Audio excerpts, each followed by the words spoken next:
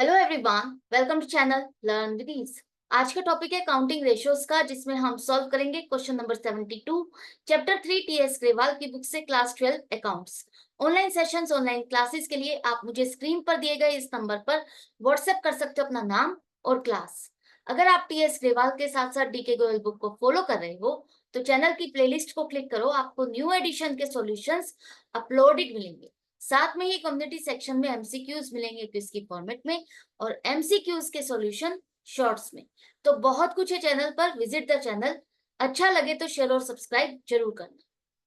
Question में दिया है कि आपको debt to capital employed ratio calculate करनी है इस इंफॉर्मेशन के बेस पर। Debt to capital employed ratio आपकी सोल्वेंसी रेशियो की लास्ट रेशियो है और इस रेशियो को कैलकुलेट करने के लिए हमें क्या चाहिए? लॉन्ग टर्म डेट्स और capital employed. Long term debts का मतलब है long term borrowings plus long term provisions. जितना भी लॉन्ग टर्म की बोरोइंग्स है आपकी, बाहर से जितना भी पैसा आपने बोरो किया है वो आपका लॉन्ग टर्म डेट है। कैपिटल एम्प्लॉयड है शेयर होल्डर्स फंड, जो पैसा आपने शेयर्स को इशू करके कलेक्ट किया है, शेयर होल्डर से रिलेटेड है, वो पैसा share holders fund plus long term debt, ये दोनों मिलकर के आपका क्या बन जाता है? Capital employed. लेकिन इसमें से आपको फिक्टिशियस एसेट जैसे कि एडवर्टाइजमेंट सस्पेंस अकाउंट माइनस करना है और आपको नॉन ट्रेड इन्वेस्टमेंट, जो आपसे ट्रेड से रिलेटेड नहीं है, जो आपके इस बिजनेस से कनेक्टेड नहीं है इन्वेस्टमेंट, उसको भी माइनस करना है। तो कैपिटल एम्प्लॉयड निकालने के लिए आपको ये ध्यान रखना है। अब ये रेशो बताती क्या है? ये रेशो बताती है कि आपके बिजनेस में जितना भी पैसा लगा हुआ है, कैपिटल एम्प्लॉयड है, उसमें बाहर की बोरोइंग्स का क्या प्रोपोर्शन है, कितना पैसा लगा हुआ है बाहर की बोरोइंग्स का। तो ये ऑर्गेनाइजेशन की लॉन्ग टर्म फाइनेंशियल पोजीशन बताएगी। जितनी बाहर की बोरोइंग्स ज्यादा होगी तो क्या होगा? आपकी फाइनेंशियल पोजीशन वीक होगी और जितनी बाहर की बोरोइंग्स कम होगी उससे आपकी long term financial position strong होगी। तो ये रेशो जितनी हाई है उतनी खराब और जितनी लो है उतनी अच्छी। तो इस पॉइंट्स को याद रखना। Debt to capital employed ratio, जिस तरह से हमने डेट टू इक्विटी रेशियो को समझा था, 2:1 आइडियल रेशियो है, जो कि डेंजर पॉइंट है। कहने को आइडियल रेशियो है लेकिन वो डेंजर पॉइंट है। अगर उससे ज्यादा वो रेशियो बढ़ जाएगी तो आपकी ऑर्गेनाइजेशन के लिए खराब है और कम होगी तो वो आपके लिए अच्छा है। इसी तरह से debt to capital employed ratio जितनी हाई है, हाई का मतलब आपकी बोरोइंग्स ज्यादा है और लो का मतलब बोरोइंग्स कम है, तो जब बोरोइंग्स कम होगी तो वो रेशियो आपके लिए अच्छी होगी। तो यहां तक ये आपको समझ में आ गया।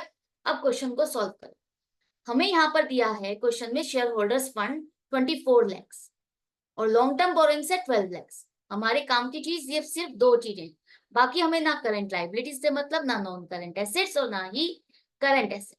हमें जो डायरेक्टली चाहिए वो इंफॉर्मेशन है, तो उसे पिक करो। लॉन्ग टर्म डेट्स का मतलब long term borrowings plus long term provision, 12 lakh आपको यहाँ पर दिया है, उसे पिक करो। उसके बाद कैपिटल एम्प्लॉयड के लिए share holders fund. Share holders fund में आपका क्या क्या आता है? Share capital plus reserves and surplus.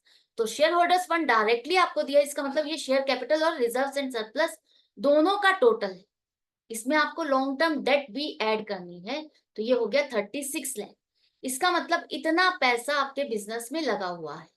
अब 12 लाख अपॉन 36 लाख, इस रेशो को निकालने के लिए आपको डेट को ऊपर रखना है और कैपिटल एम्प्लॉयड को नीचे। जैसे कि नाम से ही पता चल रहा है, जो चीज पहले आ रही है उसको ऊपर रखो और जो चीज बाद में उसको नीचे।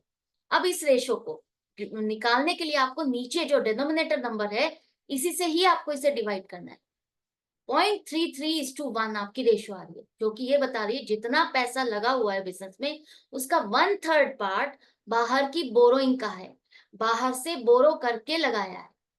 तो ये ऑर्गेनाइजेशन के लिए क्वाइट गुड है, अच्छा है। ज्यादा पैसा खुद का शेयर होल्डर का फंड है, इक्विटी है, ओनर का पैसा है। तो ये ratio long term financial position को अच्छा बताती है।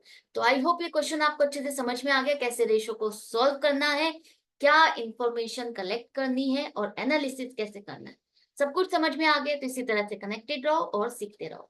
मिलते हैं हम नेक्स्ट वीडियो में नेक्स्ट क्वेश्चन के साथ। Good bye and take care.